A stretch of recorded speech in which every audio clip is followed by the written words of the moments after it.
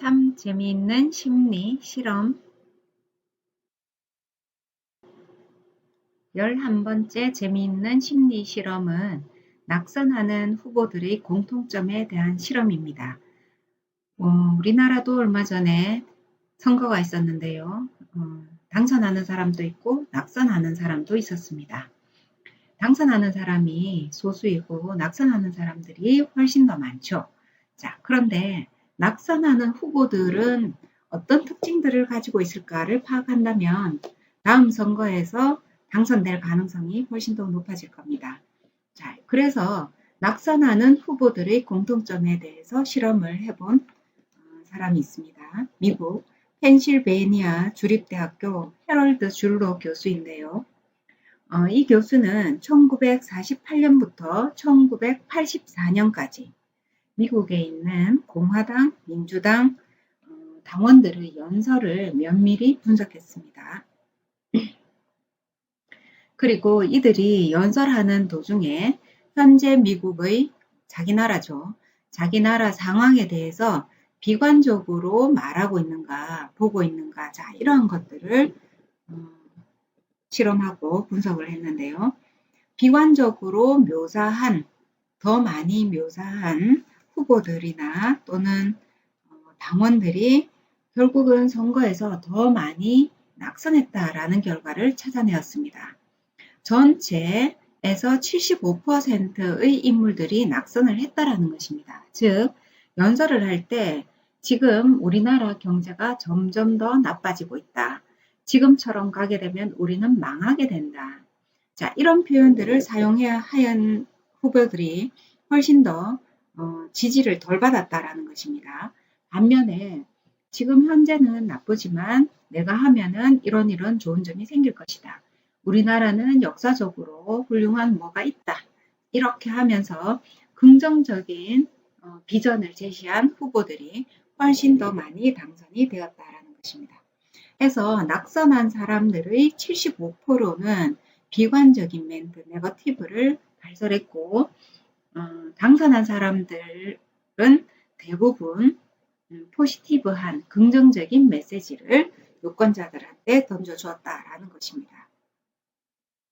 자, 그냥 생각만 해보아도 비관적으로 보고 있는 사람들을 말하고 또는 마치 협박하는 것처럼 들릴 수도 있습니다. 그러나 현재 상황을 정확하게 보고 미래를 긍정적으로 제시를 하는 물론 거기에 실현 가능성도 있어야 하겠죠.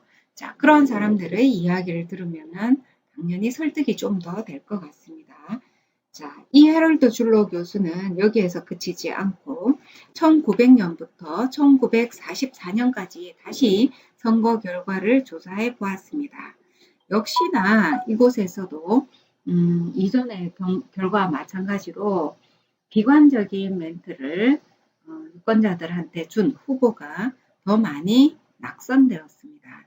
자, 역시나 비슷한 퍼센트인데요. 75%가 낙선하고 그 중에 25%만 비관적인 말을 하더라도 25%의 후보들은 당선이 되었다라는 것입니다.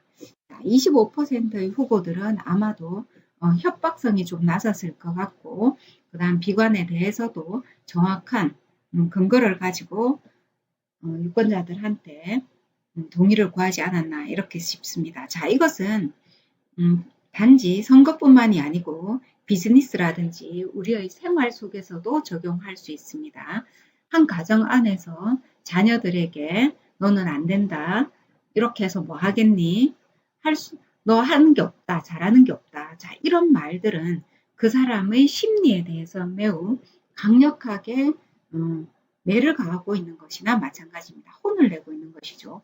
그래서 스스로 잘하는 것이 있는데도 불구하고 나는 잘하는 게 없어 라고 하고 앞으로도 잘하는 게 없을 거야 라고 생각을 하게 만든다라는 것이죠.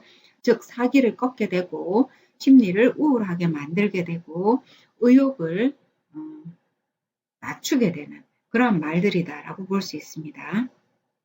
자, 그러나 조금은 허무맹랑하더라도 우리가 드라마나 또는 현실에서도 어떤 경영자는 우리 기업이 세계 1위가 될 것이다 라고 이렇게 농담 삼아 하는데 그 사람들이 그 말은 현재는 허무맹랑 할지라도 왠지 기분이 좀 좋고 여러 번 반복해서 듣다 보면은 이렇게 우리가 잘 해나가면 협력하면은 뭐 세계 1위까지는 아니더라도 좀 더 나아지지 않을까라는 기대를 하게 된다라는 것입니다.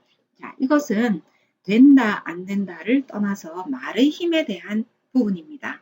미래를 암울하게 보는 말과 미래를 긍정적으로 보는 말의 힘에 따른 것인데요. 물론 언어의 어떤 능력, 언어의 에너지에 대한 실험은 여기서 추가되지 않았지만 이 결과만 봐서도 우리는 어떤 말을 주로 사용해야 되는지 또 그 말을 쓰려면 어떤 관점을 유지해야 되는지를 알 수 있습니다.